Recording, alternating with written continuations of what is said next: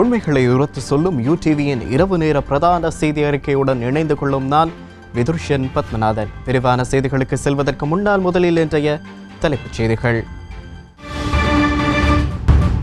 Covid பரவல் மேலும் தீவிரமடையலாம் என எச்சரிக்கை. 1000ஐயும் கடந்தது கோவிட் மரணங்கள். நாடு முடக்கப்படுவதால் சுமார் 60 பில்லியன் ரூபாய் வரையில் நட்டம் என்கின்றார் அஜித் திவாட் கப்ரால். முழுமையான பயணத்தடை அமுலாகும் போது பொருளாதார மத்திய நிலையங்களுக்கும் பூட்டு. உயிர்த்த ஞாயிறு தாக்குதலின் பிரதான சூத்திரதாரி யார்? மீண்டும் ஒரு முறை நௌஃபர் மௌலவியே என்று கூறும் பாதுகாப்பு அமைச்சர். அமெரிக்கான் விமர்சன அனுவாத் මෙම ප්‍රහාරයේ මහමලුකරු භූමිකාව නෞෆර් මවුල් විසින් රඟපා ඇති බව පැහැදිලි වෙනවා. එක තමයි ඔහු තමයි IS මතවාදය ලංකාවට ගෙනවිත් 2016 දී සහරාන්ව ඒ මතවාදයට යොමු. துறைமுக நகரில் 75% வேலை வாய்ப்புகள் இலங்கையர்களுக்கே என்று பிரதமர் உறுதி. ඒ අතනම මේ වරාය නගරේ බිහිවන රැකියා අවස්ථාවලින් 75%ක්වත් ශ්‍රී ලංකිකයින්ට වෙන්විය යුතුයයි යන රෙගුලාසියද අපි ගෙනෙන්නට බලාපොරොත්තු වෙනවා. ஆகியவை எமது தலைப்புச் செய்திகள். இனி விரிவான செய்திகளில் முதலில் உள்நாட்டு செய்திகள்.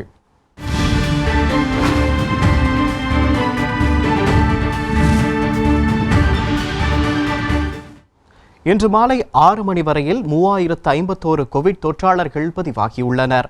இதுவே இலங்கையில் நாளொன்றில் பதிவான அதிகூடிய தொற்றாளர்களின் எண்ணிக்கை. இதேவேளை கடந்த 18 நாட்களில் மாத்திரம் இலங்கையில் 337 கோவிட் மரணங்கள் பதிவாகியுள்ளன. இந்நிலையில் உலக நாடுகளில் தொற்று பரவலடைந்துள்ள விதத்தை பார்க்கும் போது கோவிட் தொற்று நிலை இலங்கையில் மேலும் பரவலடையும் சாத்தியக்கூறுகள் காணப்படுவதாக தேசிய தொற்று நோய் விஞ்ஞான பிரிவின் விசேட வைத்தியர் ஆனந்த விஜயவிக்ரம தெரிவித்துள்ளார்.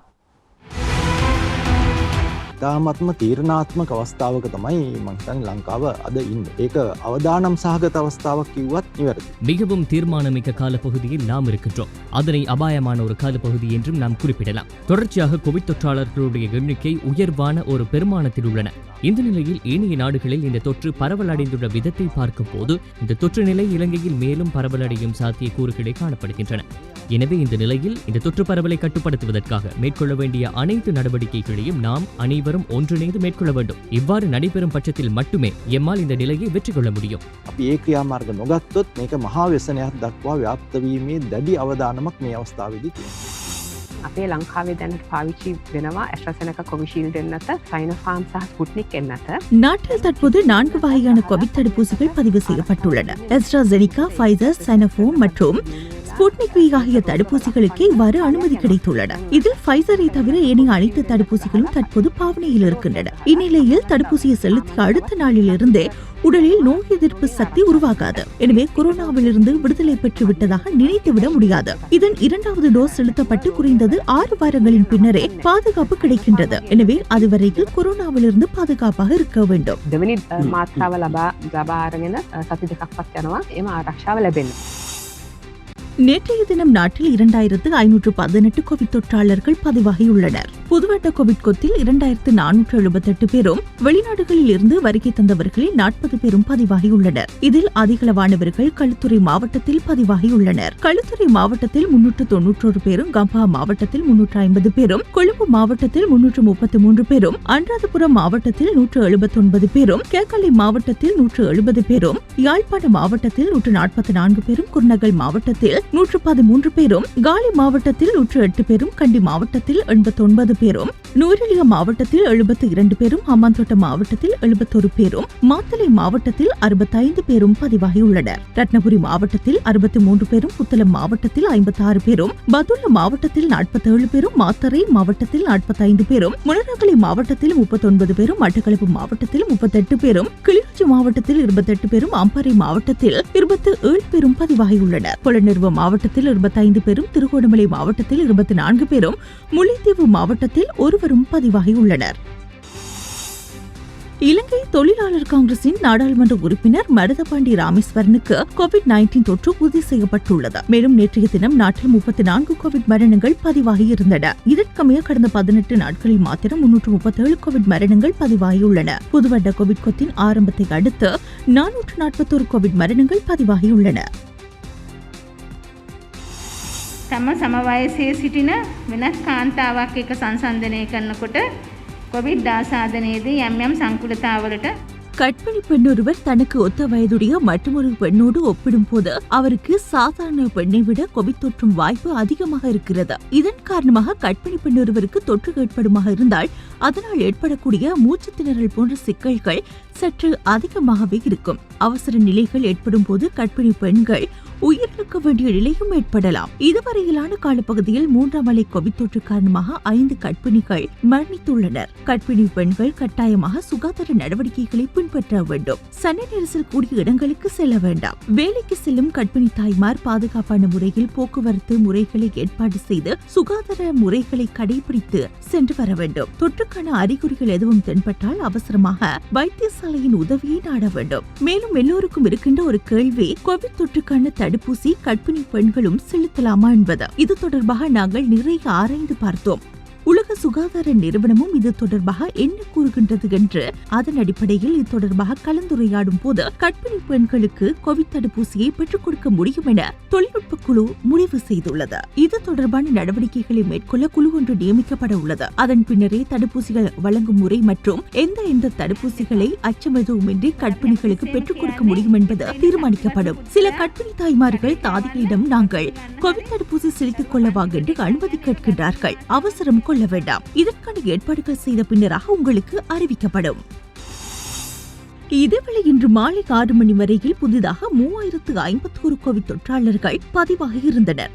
இதுவே ஒரே நாளில் பதிவான அதிகூடிய தொற்றாளர்களுடைய எண்ணிக்கையாகவும் அமைந்துள்ளது. எனவே நாட்டில் இதுவரை பதிவாகியுள்ள மொத்த கோவிட் தொற்றாளர்களுடைய எண்ணிக்கை 1,50,771 உயர்வடைந்துள்ளது. இதில் 27,389 பேர் தொடர்ந்தும் சிகிச்சை பெற்று வருகின்றனர். 1,23,367 பேர் குணமடைந்துள்ளனர். 1015 கோவிட் மரணங்கள் நாட்டில் பதிவாகியுள்ளன.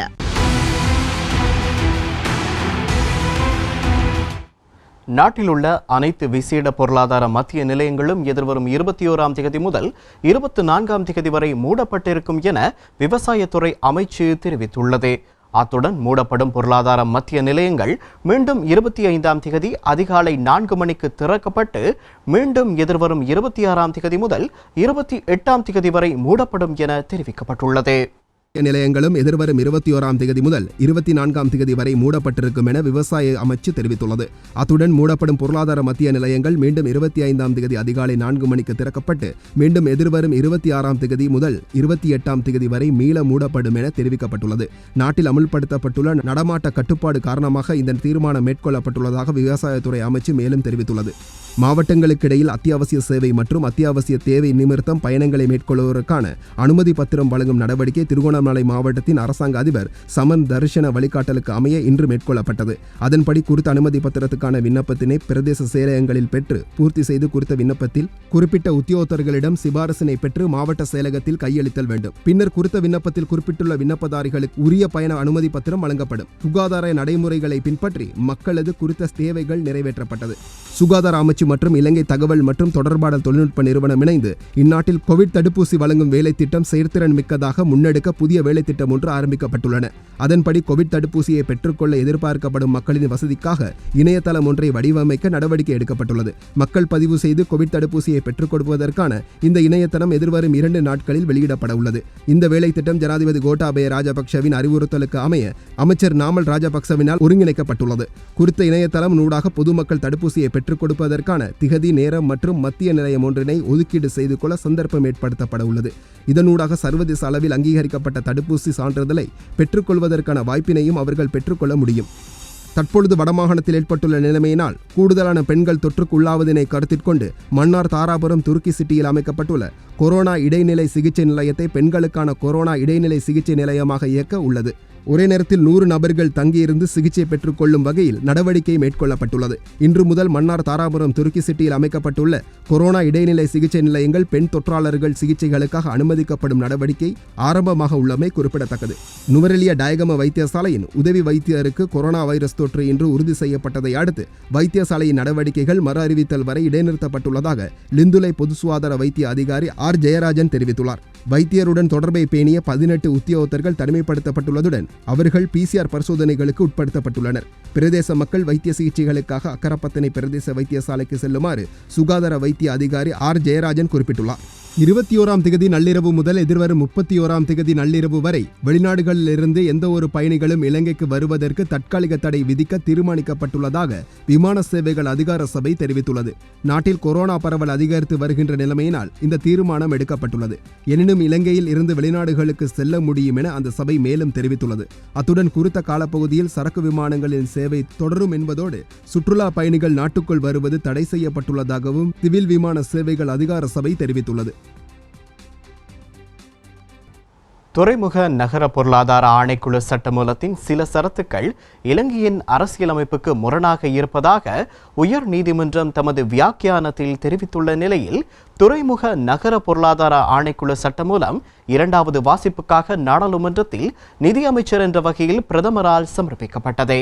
மேலும் குறித்த சட்டமூலம் தொடர்பாக இன்று நாடாளுமன்றத்தில் விவாதிக்கப்பட்டது. இந்த விவாதம் நாளையும் இடம்பெறவுள்ள நிலையில் நாளை பிற்பகல் குறித்த சட்டமூலம் மீதான வாக்கெடுப்பும் இடம்பெறவுள்ளது. இதேவேளை நாட்டை காட்டிக் கொடுக்கும் துறைமுக நகர சட்டமூலத்தை நிறைவேற்ற இடமளியாது என்ற தொனிப்பொருளில் நாடாளுமன்ற வளாகத்தில் இன்று மக்கள் விடுதலை முன்னணி ஆர்ப்பாட்டம் ஒன்றை முன்னெடுத்திருந்தது. நாடாளுமன்றத்தில் சமர்ப்பிக்கப்பட்டது. அதனைத் தொடர்ந்து சட்டமூலத்தின் சில சரத்துகள் அரசியல் அமைப்பிற்கு முரணானது என உத்தரவிடுமாறு கோரி உயர்நீதிமன்றத்தில் 19 மனுக்கள் தாக்கல் செய்யப்பட்டன. இந்த மனுக்கள் மீதான பரிசீலனை பிரதமர் நீதியரசர் தலைமையிலான 5 அடங்கிய நீதியரசர்கள் குழு முன்னிலையில் கடந்த மாதம் 19ஆம் தேதி ஆரம்பமாகி 23ஆம் தேதி வரை இடம்பெற்றது. இந்நிலையில் உயர்நீதிமன்றத்தின் வியாக்கியானம் குறித்து சபாநாயகர் மஹிந்த யாப்பா அபிவர்தன நேற்று சபையில் அறிவித்தார். அதன்படி துறைமுக நகர பொருளாதார ஆணைக்குழு சட்டமூலத்தின் சில சரத்துகள் இலங்கையின் அரசியல் அமைப்புக்கு முரணாக இருப்பதாக உயர்நீதிமன்றம் தமது வியாக்கியானத்தில் தெரிவித்துள்ளதாக அவர் குறிப்பிட்டார். அத்தோடு குறிப்பிட்ட சரத்துக்களை நிறைவேற்றுவதற்கு சர்வஜன வாக்கெடுப்பும் விசேட பெரும்பான்மையும் அவசியம் என உயர்நீதிமன்றம் தமது வியாக்கியானத்தில் குறிப்பிட்டுள்ளது. எனினும் குறிப்பிட்ட சரத்துகள் திருத்தப்படுமாக இருந்தால் சாதாரண பெரும்பான்மையுடன் நிறைவேற்ற முடியும் என உயர்நீதிமன்ற வியாக்கியானத்தில் தெரிவிக்கப்பட்டுள்ளதாக சபாநாயகர் மேலும் குறிப்பிட்டார்.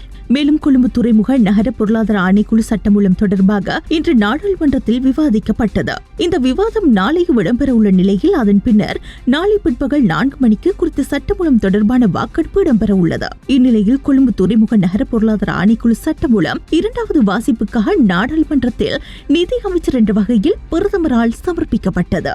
අද දින කොළඹ වරාය නගර ආර්ථික කොමිෂන් සභාව ස්ථාපනය කිරීමේ පනත මේ ගරු සභාවට මා ඉදිරිපත් කරන්නේ ඉතාමත් සතුටින්. කොළඹ වරාය නගරයේ ඉදිකිරීමේ ආරම්භ කරන ලද්දේ 2014 වසරේ සැප්තැම්බර් 17 වෙනිදා கொழும்பு துறைமுக நகர பொருளாதார ஆணையத்தை நிறுவும் சட்டமூலத்தை இன்று இந்த சபையில் சமர்ப்பிப்பதில் பெருமகிழ்ச்சி அடைகின்றேன். இப்புதிய கொழும்பு துறைமுக நகரத்தின் கட்டுமானம் கடந்த 2014ஆம் ஆண்டு செப்டம்பர் மாதம் 17ஆம் திகதி நான் ஜனாதிபதியாக இருந்த காலப்பகுதியில் ஆரம்பிக்கப்பட்டதொன்று என்பதனை நீங்கள் அறிவீர்கள்.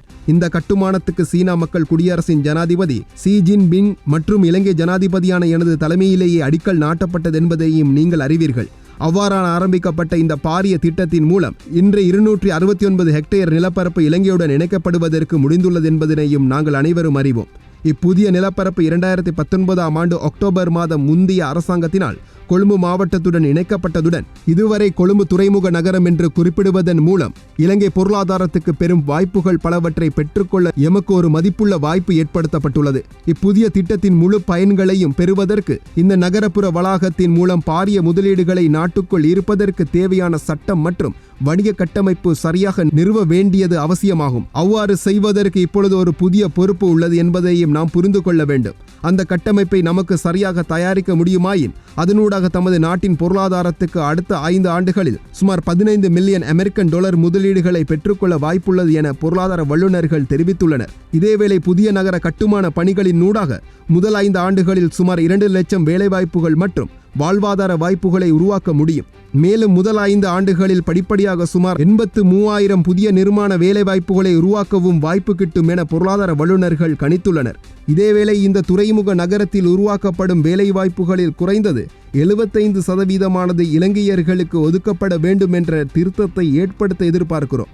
இலங்கையர்களுக்கு தேவையான சிறப்பு திறன்கள் இல்லாத சில சந்தர்ப்பங்களில் இந்த நிலையை தளர்த்த ஆணையத்துக்கு இடம் கொடுக்க வேண்டும் என்று நம்புகிறோம். அதன்படி இதுபோன்ற விசேட சந்தர்ப்பங்களில் இந்த நிலைமையை தளர்த்த அவர்களுக்கு அதிகாரம் அளித்து ஏராளமான இலங்கையர்களுக்கு வேலைவாய்ப்புகளை வழங்குவதற்காக இந்த திட்டத்தில் திருத்தம் செய்வதற்கு எதிர்பார்க்கிறோம். අතනම මේ වරාය නගරේ බිහිවන රැකියා අවස්ථාවලින් 75%ක්වත් ශ්‍රී ලාංකිකයින්ට වෙන්විය යුතුයයි යන රෙගුලාසියද අපි ගෙනෙන්නට බලාපොරොත්තු වෙනවා. එසේ කරනවත් සමගම අවශ්‍ය විශේෂ නිපුණතා ශ්‍රී ලාංකිකයන් සතු නොවන සමහර අවස්ථාවලදී මෙම කොන්දේසිය ලිහිල් කිරීමට කොමිෂන් සභාවට අවකාශය ලබා දිය යුතුයයි අපි විශ්වාස කරනවා. Cities which has made investments in their own countries, so I think we need not fear because Sri Lanka has the ability to ensure that money laundering is not an issue in Sri Lanka. துறைமுக நகரத்தினூடாக வெளிநாட்டு முதலீடுகள் மற்றும் பல தொழில் வாய்ப்புகள் மக்களுக்கு கிடைக்கப்பெறும். அந்த வகையில் எதிர்வரும் 5 வருடங்களில் $15 பில்லியன் முதலீடுகள் மேற்கொள்ளப்படும். 200 லட்சம் வேலை வாய்ப்புகள் கிடைக்கும். அடுத்த 5 வருடங்களில் 83,000 அமெரிக்காவை அடிப்படையாக கொண்ட தொழில் வாய்ப்புகள் கிடைக்கும். இந்த நடவடிக்கை காரணமாக இலங்கையில் உள்ள மக்கள் துறைமுக நகரத்தில் பணிபுரிந்து டாலரில் சம்பளத்தை பெற்றுக்கொள்வதற்கு வாய்ப்பு கிட்டும். மேலும் எதிர்க்கட்சிகள் கூறுவதைப் போல துறைமுக ஆணைக்குழுவினால் நிதி மோசடி இடம்பெறாது. ஆகவே நாளைய தினம் நாடாளுமன்றில் இடம்பெறும் வாக்கெடுப்பின் போது எதிர்க்கட்சி உறுப்பினர்கள் ஆதரவை வழங்க வேண்டும். මේ පනතට සහයෝගය ලබා දීලා මේ රටේ හැරවුම් ලක්ෂයට ඒ අයත් සහභාගී වුණා කියන කතාව කියන්න පුළුවන් වෙන විදිහට කරන්නට ආරාධනාවක් කරමින් இன்றைக்கு எங்களுடைய மக்கள் இந்த நாட்டிலே இரத்த ஆறு ஓடுகின்றதை தடுத்து நிறுத்திருக்க முடியும். நீங்கள் இந்த அதிகார பரவலாக்களை செய்திருந்தால் இந்த ஃபோர்ட் சிட்டி செய்தது போல அதிகாரங்களை கொண்டு வந்தது போல அதிகாரங்களை கொடுத்தது போல இன்னொரு நாட்டிற்கு அந்த அதிகாரத்தை எங்களுடைய தேசத்திலே எங்களுடைய நாட்டிலே இன்னொரு நாட்டை உருவாக்குகின்ற அதிகாரங்களை கொடுக்கின்ற போது இந்த இரத்த ஆடு ஓடி இருக்க முடியாத நீங்கள் அனைத்து இனத்தையும் ஒன்றாக பார்த்திருந்தார். இன்றைக்கு சிங்கள மக்கள் கூட இதை எதிர்க்கிறார்கள். நாங்களும் எதிர்க்கிறோம். காரணம், இந்த நாட்டிலே அதிகார பரவல் என்பது சூனியமாக இருக்கிறது. நாங்கள் கேட்கின்ற கோரிக்கை ஐக்கிய நாடுகளுக்குள்ளே ஐக்கிய இலங்கைக்குள்ளே ஒரு தீர்வை கிடைக்க வேண்டும் என்று நாங்கள் கோருகிறோம். இந்த அதிகார பரவலாக்கல் என்பது உங்களுடைய சிந்தனையிலே அது பிரிந்து போற அது ஈழம் என்று சொல்லுகின்ற நாடாக மாறுகின்ற பிரச்சாரத்தை நீங்கள் பொய்யாக சொல்லுகிறீர்கள். அது அதிகாரණයේ තීන්දුව කළා තියෙනවා ජනාධිපති කැබිනට් මණ්ඩලයත් මේ ඉදිරිපත් කර පනත් කෙටුම්පත व्यवस्था विरोधी केला. கொரோனா தொற்றினால் மரணிப்பவர்களை கவனத்தில் கொள்ளாமல் நாட்டின் வளங்களை விற்பனை செய்ய இந்த அரசாங்கம் முயற்சிக்கின்றது. மேலும் இவ்வாறு வளங்களை விற்று தங்களின் பைகளை நிரப்பிக் கொள்ளவே அரசாங்கம் முயற்சிக்கின்றது. அத்தோடு கடந்த அரசாங்கத்தின் காலத்தில் 99 வருடங்களுக்கு குத்தகைக்கு மட்டுமே கொடுக்க இணக்கம் தெரிவிக்கப்பட்ட கொழும்பு துறைமுக நகரம் தற்போது சீனாவிற்கு முழுமையாக வழங்க திட்டமிடப்பட்டுள்ளது. மேலும் கொழும்பு துறைமுக நகருக்கு செல்ல சீன தூதரகம் அழைப்பு விடுத்துள்ளமை சுங்கத்திற்கு சென்று வரும் போது வரி செலுத்துவதை போன்ற ஒரு செயற்பாடாகும். තමුන්නාසලා සංචරණ නීති දාලා පළාත් අතර ඒවත් කඩලාද පාර්ලිමේන්තුව රැස් කරන්නේ. මානේ මේකද මේ කරන්න ඕනේ මේ වෙලාවේ? රටේ මිනිස්සුන්ගේ ජීවිත ගැන බලන්න ඕන. ජීවිත ගැන බලන්නේ නැතුව තමන්ගේ සාක්කු ගැන බලන ආණ්ඩුවක් විදියට තමයි මේ ආණ්ඩුව අපි මෙතනදී අදහස් කරන්නේ. இதேவேளை நாட்டை காட்டிக் கொடுக்கும் துறைமுக நகர சட்டமூலத்தை நிறைவேற்ற இடமளியாதே என்ற துணிப்பொருளில் நாடாளுமன்ற வளாகத்தில் இன்று மக்கள் விடுதலை முன்னணி ஆர்ப்பாட்டம் ஒன்றை முன்னெடுத்திருந்தது. இதன்போது ஊடகங்களுக்கு கருத்து வெளியிடும் போது மக்கள் விடுதலை முன்னணியின் பிரசார செயலாளர் நாடாளுமன்ற உறுப்பினர் விஜிත ஏரத் இவ்வாறு தெரிவித்தார். උසාවියට ගිහිල්ලා උසාවිය හරහා ඊයේ දවස වෙනකොට මේ රටේ ආණ්ඩුක්‍රම ව්‍යවස්ථාවට පටහැනි පනතක් කියන එක ඉතා පැහැදිලිව ඔප්පු කරගන්න අපිට හැකියාව ලැබුණා. ඊයේ උසාවියෙන් ලබා දීපු තීන්දුව හරහා පැහැදිලිව කිව්වේ ஆண்டுக்கும் விவசாய உல்லங்கனை කරන වගන්ති ගණනාවක් තියෙනවා. நேற்று நீதிமன்றத்தினால் வழங்கப்பட்ட தீர்ப்புக்கு அமைய துறைமுக நகர பொருளாதார ஆணைக்குழு சட்டமூலத்தின் சில சரத்துக்கள் இலங்கையின் அரசியலமைப்புக்கு முரணாக இருப்பதாக தெரிய வந்துள்ளது.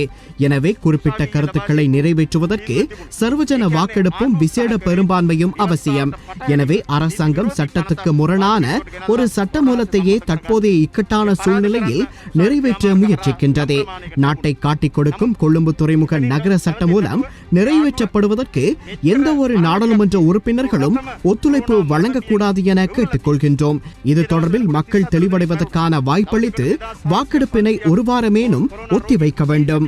තාම පහත් නින්දිත විදියට තමයි මේ ආණ්ඩුව යුද්ධ අවසන් වෙලා අවුරුදු 12ක් පිරෙන මේ දවසේ රට පාවා දෙන මේ පනත ගෙනෙන්නේ. ඒ නිසා අපි ආණ්ඩුවට බල කරලා කියනවා රට පාවා දෙන මේ පනත සම්මත කරන්න. இந்த சட்டமூலமானது செயற்கையாக ஒரு நிலப்பரப்பை உருவாக்கி அதை இலங்கை சட்டங்களுக்கு அப்பாற்பட்டதாக ஏற்படுத்துகிறது. இலங்கையினுடைய அதிகாரத்துக்கு வெளியாக வேறு ஆட்களாலே நிர்வகிக்கப்படுகிற ஒரு அமைப்பாக இது செய்யப்படுகிறது. இதற்கு நாங்கள் எதிர்ப்பு தெரிவிக்கிறோம். இந்த சட்டமூலத்தை உச்சநீதிமன்றத்திலே நாங்கள் சவாலுக்குட்படுத்திய போது உச்சநீதிமன்றம் சில வரையறைகளை கொடுத்திருக்கிறது, சில திருத்தங்கள் செய்யப்பட வேண்டும் என்று சொல்லியிருக்கிறது.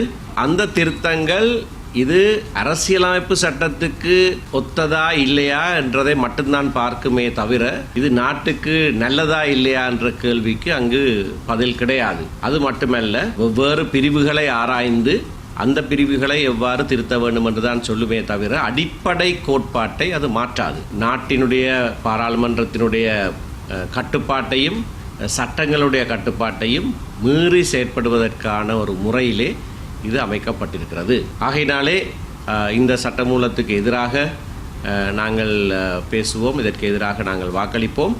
இந்த நாட்டிலே முக்கியமாக பிஸ்னஸ் செய்யும் நபர்கள், விசேடமாக தமிழ் முஸ்லீம் தரப்பை சேர்ந்தவர்களுக்கு மிகவும் ஒரு பாதிப்பை இந்த போர்ட் சிட்டி பில் உருவாக்கும் என்றது இந்த இடத்துல சொல்ல வேண்டும். விசேடமாக பெட்டா, அதாவது கொழும்பில் அந்த ஹோல்சேல் வியாபாரம் செய்யும் நபருடைய வியாபார நிலையங்கள் முழுமையாக ஒரு 10 வருட காலப்பகுதிக்குள் இல்லாமல் போகக்கூடிய ஒரு அபாய நிலை இருக்குது. ஏனென்றால் சீனாவை சேர்ந்தவர்கள் நேரடியாக இந்த போர்ட் சிட்டியிலே வந்து அவங்களுடைய ஒரு கம்பெனியை உருவாக்கினால் சீனாவிலிருந்து தான் இன்று பொருட்களை இறக்குமதி செய்து நாங்கள் இந்த ஒரு 10% மேலதிகமாக வைத்து ஒரு லாபத்தை அடைந்து நாங்கள் இந்த தமிழ் முஸ்லீம் தரப்பினர் விற்று கொண்டிருக்கோம். சிங்கள தரப்பினர் தான் நான் கூடிய இந்த ஹோல்சேல் பிசினஸில் ஈடுபடுவது தமிழ் முஸ்லீம் தரப்பினர் தான் பெட்டாவிலே. அப்போ இந்த 10% எதுக்கு 10-15% வைக்கிறதுக்கு ஏன் சீனர்கள் விட வேண்டும்? அவர்கள் வந்தார்கள், அவர்களை நேரடியாக இங்கே தங்களுடைய பொருட்களை விற்கக்கூடிய ஒரு சூழல் அமையலாம். அந்த நேரத்திலே பெட்டாவில் தொழில் செய்யும் அனைவருக்கும் தொழில் இல்லாத ஒரு அபாய நிலைமை உருவாகலாம். அதே நேரத்தில் பென்தொட்ட பேருளை போல பிரதேசங்களில் ஜெம் பிசினஸ், இந்த ரத்னக்கல் வியாபாரம் செய்யும் அவர்களுக்கும் ஒரு அபாய நிலை உருவாகலாம். ஏனென்றால் இன்று மியன்மாரை பார்த்தீங்கன்னு சொன்னால் மியன்மாரிலே சில ரத்னக்கல்கள் ₹1 கோடி பெறுமதியான ரத்னக்கல்லை அவங்க புரோக்கர் மேர், அதாவது இடையாளர் ஒருவர் வந்து அதுக்கு ஒரு அரவாசி விலையை மட்டும் தான் நாங்கள் தருவோம் என்று சொல்லி அதை வாங்கி சீனாவிலே விற்கிறது ஒரு பிரச்சனையாக இப்போ மியன்மாரிலே வந்திருக்கு. என்றால் அந்த சீனர்கள் வந்து அது ஒரு தொழில் ரீதியாக அவங்களுடைய தொழிலாளிகளை பலப்படுத்துறதுக்கும் சீன தொழிலதிபரை உருவாக்குறதுக்குமான ஒரு விடயமாக அந்த வகையில் தமிழ் முஸ்லீம் தரப்பை, தமிழ் முஸ்லீம் மக்கள், நீங்கள் எந்த கட்சியை சேர்ந்த எந்த தமிழ் முஸ்லீம் பாராளுமன்ற உறுப்பினருக்கு வாக்களித்து உருவாக்கியிருந்தாலும் எந்த கட்சி என்று தேவையில்லை, நீங்கள் உங்களுடைய இந்த பிரச்சனை கேளுங்க. இப்படி ஒரு நிலைமை இருக்குது, இது உண்மையா இல்லையாண்டு அதுக்கு பதில் சொல்கிறது ஒரு காலவாசமாவது கேளுங்கள். நாளைய தினம் இந்த போர்ட் சிட்டி பில்லுக்கு எதிராக அவர்களை வாக்களிக்க நீங்கள் கேட்க வேண்டும் என்றதை இந்த இடத்தை சொல்லுகிறேன். உயிர்த்த ஞாயிறு தாக்குதலின் பிரதான சூத்திரதாரி நௌஃபர் மௌலவி என்று அமெரிக்காவின் புலனாய்வு பிரிவான FBI எனப்படும் ஃபெடரல் பியூரோ ஆஃப் இன்வெஸ்டிகேஷன் என்ற புலனாய்வு பிரிவும் உறுதிப்படுத்தியுள்ளதாக பொதுமக்கள் பாதுகாப்பு அமைச்சர் அட்மிரல் சரத் வீரசேகர தெரிவித்துள்ளார். நேற்று நாடாளுமன்றத்தில் எதிர்க்கட்சியின் உறுப்பினர்கள் கேட்ட கேள்விகளுக்கு இன்று பதில் வழங்கும் போதே அவர் இதனை தெரிவித்தார். FBI சா ஆஸ்திரேலியன் ஃபெடரல் போலீஸ் யனாதி எங்கள் புலனாய்வு பிரிவு FBI மற்றும் ஆஸ்திரேலிய ஃபெடரல் போலீசார் என சர்வதேச விசாரணை குழுவுடன் இணைந்துதான் இந்த விசாரணைகளை நாம் மேற்கொண்டோம். இன்றாகும் பொழுது 32 குற்றவாளிகளுக்கு எதிராக வழக்கு தாக்கல் செய்யப்பட்டுள்ளது. மாவனல்லை புத்தர் சிலை உடைப்பு விவகாரத்தில் 26 சந்தேக நபர்களுக்கு எதிராக கேகாலை மேல் நீதிமன்றத்தில் வழக்கு தாக்கல் செய்யப்பட்டுள்ளது. வனாத்த வில்லுவல் ஆக்டோஸ் வத்தை வெடிபொருள் விடயத்தோடு சம்பந்தப்பட்ட 6 சந்தேக நபர்களுக்கு எதிராக புத்தளம் மேல் நீதிமன்றத்தில் வழக்கு தாக்கல் செய்யப்பட்டுள்ளது. மாவனல்லை முகமது தஸ்லீம் என்ற நபரை சுட்டுக் கொலை செய்ய முயற்சி செய்த குற்றச்சாட்டில் 3 சந்தேக நபர்களுக்கு எதிராக கேகாலை மேல் நீதிமன்றத்தில் வழக்கு தாக்கல் செய்யப்பட்டுள்ளது. தீவிரவாத செயற்பாடுகளுக்கு உதவி ஒத்தாசை புரிந்தமைக்காக இமாந்த் உட்பட 3 பேருக்கு கம்பஹா மேல் நீதிமன்றத்தில் வழக்கு தாக்கல் செய்யப்பட்டுள்ளது. சந்தேக நபரான முகமது நௌஃபர், முகமது யுஸ்ரி என்பவருக்கு எதிராக குர்நாகல் மேல் நீதிமன்றத்தில் வழக்கு தாக்கல் செய்யப்பட்டுள்ளது. தீவிரவாத செயற்பாடுகளுக்கு உதவி ஒத்தாசை புரிந்தமைக்காக சட்டத்தரணி ஹிஜாஸ் ஹிஸ்புல்லா மற்றும் இன்னொரு சந்தேக நபருக்கு எதிராக புத்தளம் மேல் நீதிமன்றத்தில் வழக்கு தாக்கல் செய்யப்பட்டுள்ளது. குற்ற செயல்களை தடுக்காமல் அதற்கு ஒத்தாசை புரிந்தமைக்காக முன்னாள் போலீஸ் மா அதிபர் மற்றும் முன்னாள் பாதுகாப்பு செயலாளருக்கு எதிராக கொழும்பு மேல் நீதிமன்றத்தில் மனு தாக்கல் செய்யப்பட்டுள்ளது. இதுவரைக்கும் இந்த தாக்குதல் தொடர்பில் 704 பேர் கைது செய்யப்பட்டுள்ளனர். அதில் 203 பேர் சிறையில் அடைக்கப்பட்டுள்ளனர். 84 பேர் தடுப்பு காவலில் வைக்கப்பட்டுள்ளனர். 244 பேர் பிணையில் விடுதலை செய்யப்பட்டுள்ளனர். 168 பேர் விடுதலை செய்யப்பட்டுள்ளனர். 32 பேருக்கு எதிராக வழக்கு தாக்கல் செய்யப்பட்டுள்ளது. போலீஸ் விசாரணை மற்றும் அமெரிக்க விசாரணைப்படி இந்த தாக்குதலின் பிரதான சூத்திரதாரி நௌஃபர் மௌலவி என்று தெளிவாகியுள்ளது. அவர்தான் IS அமைப்பின் சித்தாந்தங்களை இலங்கைக்கு கொண்டு வந்து 2016ஆம் ஆண்டு ஜஹ்ரானையும் அந்த சித்தாந்தங்களுக்குள் உள்வாங்கினார். அதனை ஜஹ்ரானின் மனைவி சாதியா மூலமும் உறுதியாக்க முடியும். அவர்தான் IS தொடர்பான கல்வி செயற்பாடுகளை முன்னெடுத்துச் சென்றுள்ளார். அவருடைய லேப்டாப் மற்றும் புத்தகங்கள் மூலம் அதனை உறுதி செய்ய முடியுமாக உள்ளது. அதில் பாட விதானங்களை முழுமையாக அவர்தான் வடிவமைத்துள்ளார். நுவரெலியா மற்றும் ஹம்பாந்தோட்ட பயிற்சி நிலையங்களையும் நௌஃபர் மௌலவி என்பவரை மேற்பார்வை செய்துள்ளார். நௌஃபர் தனது மனைவியின் தங்கையை ஜஹ்ரானுக்கு மனம் முடித்துக் கொடுத்துள்ளார். அவர்கள் ஒரே மதரசா பாடசாலையில் கல்வி கற்றவர்கள். தாருல் அதால் என்ற அமைப்பின் பிரதான நபராக நௌஃபர் என்பவர் இணைந்துள்ளார். அதில் ஜஹ்ரானும் இருந்தார்.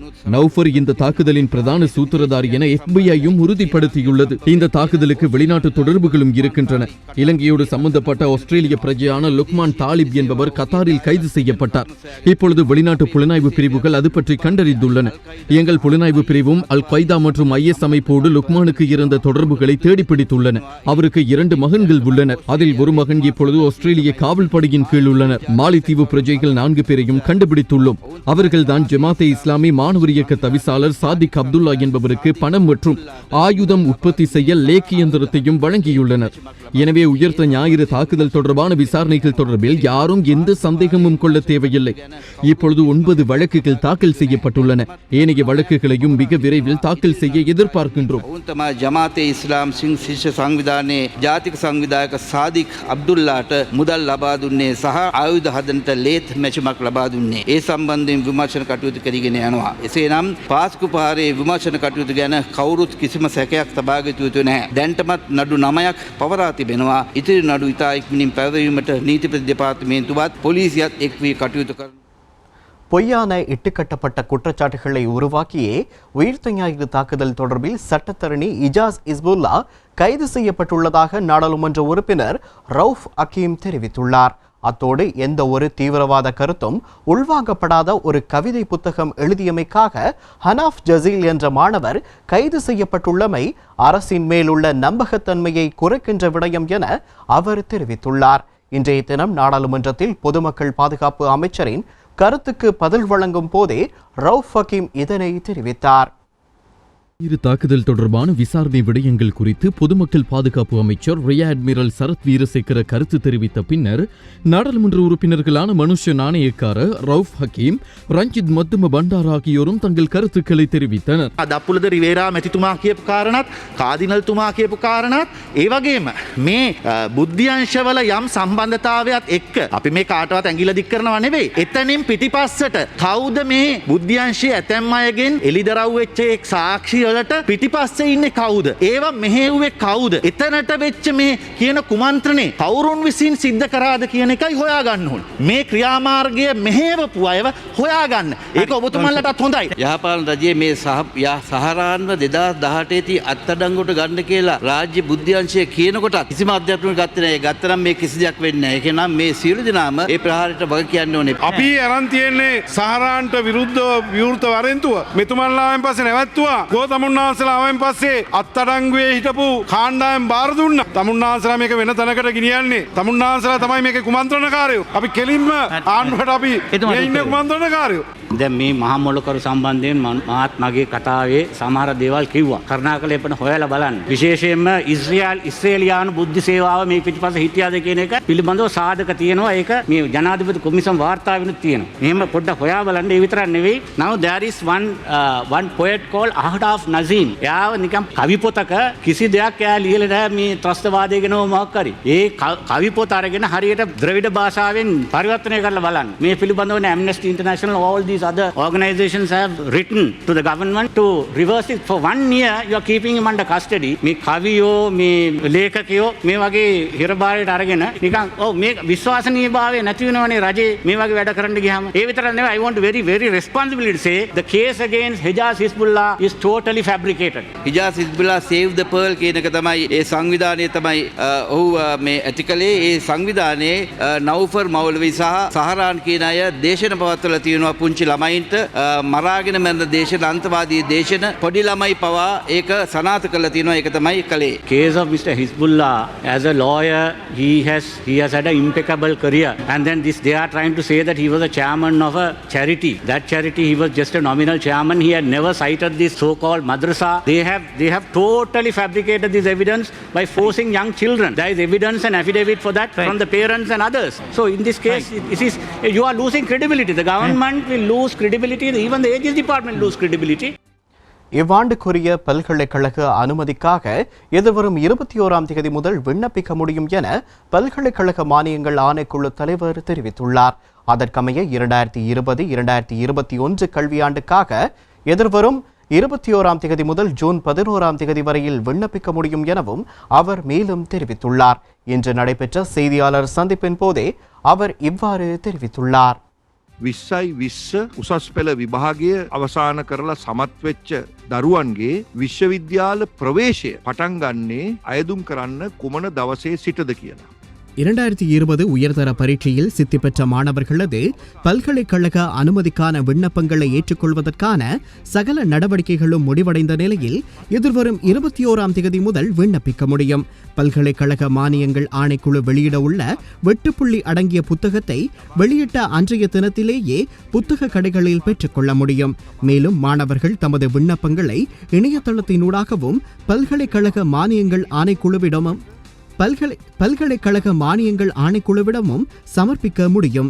இம்முறை 41,755 மாணவர்கள் பல்கலைக்கழகங்களுக்கு உள்வாங்கப்படுவார்கள் என எதிர்பார்க்கின்றோம். இதுவே பல்கலைக்கழகத்திற்கு உள்வாங்கப்படும் அதிகூடிய மாணவர்களது எண்ணிக்கையாகும். මෙවර සරසවි ප්‍රවේශය ලංකාවේ වැඩිම දරුවන් බඳවා ගැනීමේ ප්‍රවේශය වෙනවා 41,755ක්. මෙවර විශ්වවිද්‍යාලයට ඇතුළත් කර ගැනීමට විශ්වවිද්‍යාල ප්‍රතිපාදන කොමිෂන් සභාව තාමත් බලාපොරොත්තුවෙන් කටයුතු කරනවා. கடந்த வார இறுதி நாட்களில் அமுல்படுத்தப்பட்டிருந்த பயண கட்டுப்பாட்டின் காரணமாக அரசுக்கு ரூபாய் 60 பில்லியன்கள் வரையிலான இழப்பு ஏற்பட்டுள்ளதாக நிதி ராஜாங்க அமைச்சர் அஜித் நிவாட் கேப்ரால் தெரிவித்துள்ளார். இன்று நடைபெற்ற ஊடக சந்திப்பின் போது நாட்டின் பொருளாதாரம் குறித்து கருத்து தெரிவிக்கும் போதே அவர் இதனை தெரிவித்தார். අවතින කොවිඩ් රැල්ලත් සමගම බොහෝ දෙනෙක් රට ලොක්ඩவுன் කරන්න යුතුයි කියන මතය ප්‍රකාශ කරනවා. நாட்டில் தற்போது ஏற்பட்டுள்ள கோவிட் நிலையை கருத்தில் கொண்டு நாடு முடக்கப்பட வேண்டும் என்ற நிலைப்பாட்டில் பலர் உள்ளனர். சுகாதார பாதுகாப்பை கருத்தில் கொண்டு இவ்வாறு எதிர்பார்ப்பது சாதாரணமானது. எனினும் இவ்வாறான விடயங்களை அமுல்படுத்தும் போது சில விளைவுகளை எதிர்நோக்க வேண்டி ஏற்படும் என்பதை நாம் விளங்கிக் கொள்ள வேண்டும். எமது நாட்டின் உள்நாட்டு தயாரிப்பு வருடம் ஒன்றுக்கு ரூபாய் 15,000 பில்லியன்களாகும். இதனை நோக்கும் போது ஒரு நாளைக்கு 41 பில்லியன்கள் அளவிலான தயாரிப்புகள் மேற்கொள்ளப்படுகின்றன.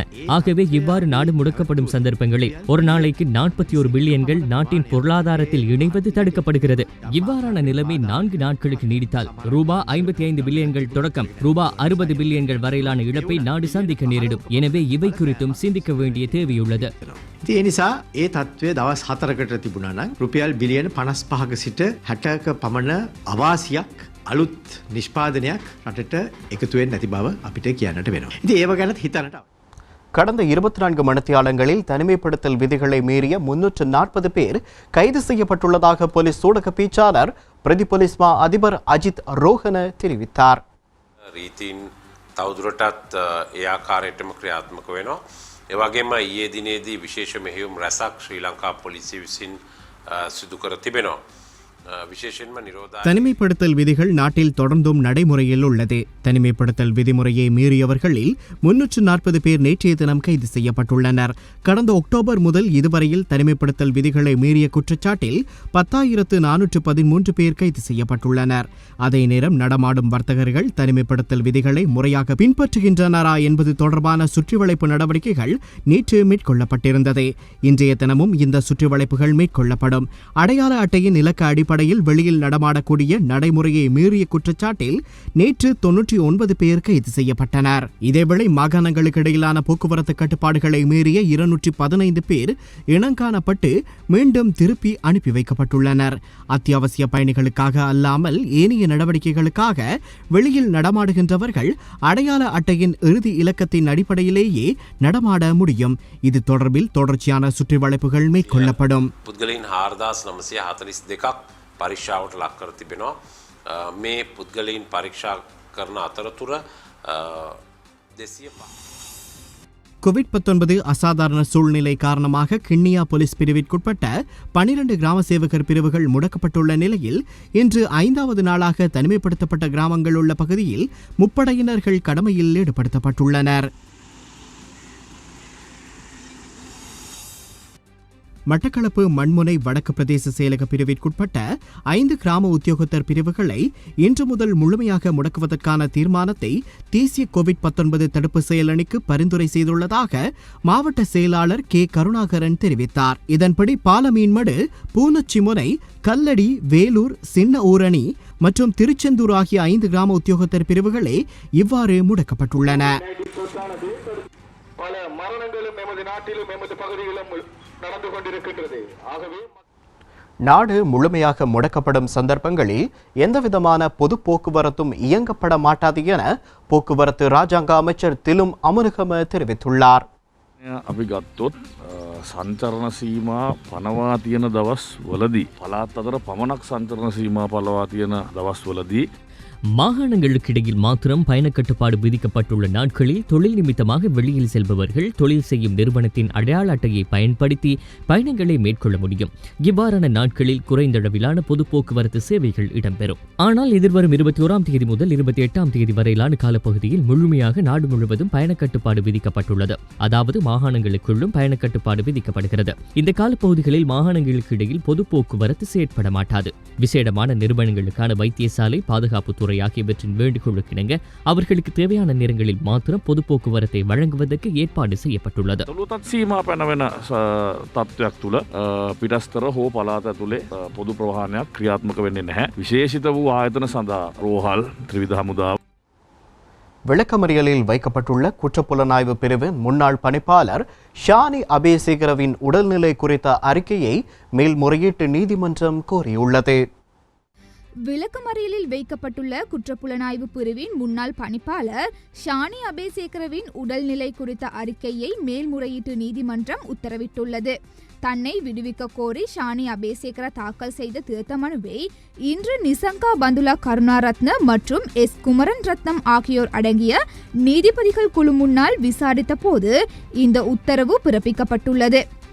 இதேவேளை முன்னாள் மேல் மாகாண ஆளுநர் ஆசாத் சாலி மாரடைப்பு காரணமாக கொழும்பு தேசிய வைத்தியசாலையில் அனுமதிக்கப்பட்டுள்ளார். நேற்று இரவு அவர் வைத்தியசாலையில் அனுமதிக்கப்பட்டதாக வைத்தியசாலை பேச்சாளர் ஒருவர் தெரிவித்தார். எவ்வாறாயினும் அவர் கவலைக்கிடமான நிலையில் இல்லை என அவர் மேலும் தெரிவித்தார். உயிர்த்த ஞாயிறு தாக்குதல் குறித்த விசாரணைகளுக்காக அசாத் சாலி கைது செய்யப்பட்டு குற்றப்புலனாய்வு திணைக்களத்தினரால் தடுத்து வைக்கப்பட்டுள்ளமை குறிப்பிடத்தக்கது. எதிர்வரும் 21ஆம் தேதி முதல் மறு அறிவிப்பு வரும் வரை வங்காள விரிகுடாவை அண்மித்த கடற்பகுதிகளில் மீன்பிடி மற்றும் கடற்பயண நடவடிக்கைகளில் ஈடுபட வேண்டாம் என வளிமண்டலவியல் திணைக்களம் எச்சரிக்கை விடுத்துள்ளது.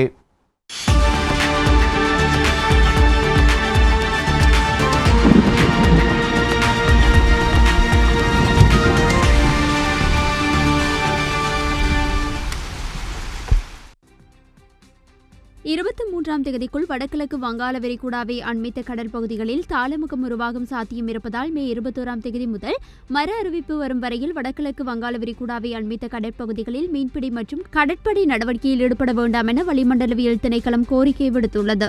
இந்த தாளமுகம் காரணமாக மன்னாரிலிருந்து கொழும்பு வழியாக காலி வரையிலும், காலியிலிருந்து ஹம்பாந்தோட்டை வரையிலும், புத்தளம் முதல் மன்னார் ஊடாக காங்கேசன்துறை வரையான கடற்பகுதிகளில் பல இடங்களில் மழை அல்லது இடியுடன் கூடிய மழை பெய்யக்கூடிய சாத்தியம் காணப்படுகிறது. இதற்கிடையில் தீவின் தென்மேற்கு பகுதியில் மழையின் அதிகரிப்பு மற்றும் வட மற்றும் வடமேற்கு மாகாணங்களில் காற்று அதிகரிப்பு ஆகியவை அடுத்த சில நாட்களில் எதிர்பார்க்கப்படுவதாக வானிலை ஆய்வு மையம் தெரிவித்துள்ளது.